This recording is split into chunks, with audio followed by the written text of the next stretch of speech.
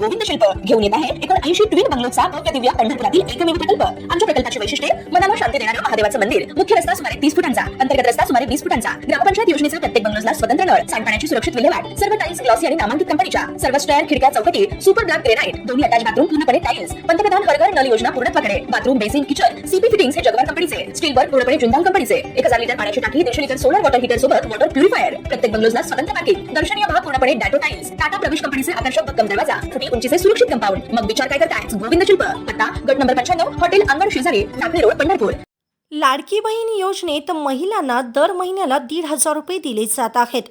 लाडकी बहीण योजनेत मात्र दर महिन्याला हप्ता पुढे ढकलण्यात येत आहे, त्यामुळे दर महिन्याला महिलांना हप्त्यासाठी वाट पाहावी लागते।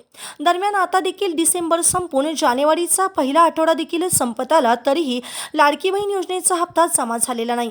महिलांना पैसे कधी मिळणार असा प्रश्न सतावत असून यासोबतच सध्या स्थानिक स्वराज्य संस्थांच्या निवडणुकांची रणधुमाळी सुरू आहे। ही निवडणूक संपल्यानंतर लाडक्या बहिणींना पैसे मिळणार नसल्याचे अनेक जण सांगत आहेत। निवडणुकीनंतर हप्ता बंद होईल असा आरोप विरोधकांनी केला आहे। यावर आता एकनाथ शिंदेंनी आपली प्रतिक्रिया दिली। त्यावर एकनाथ शिंदेंनी उत्तर दिलं आहे। त्यांची काल अमरावतीमध्ये सभा होते, यावेळी त्यांनी लाडक्या बहिणींना आश्वासन दिलं आहे की लाडक्या बहिणींना विधानसभेत निवडणुकीत त्यांनी चमत्कार दाखवला आहे।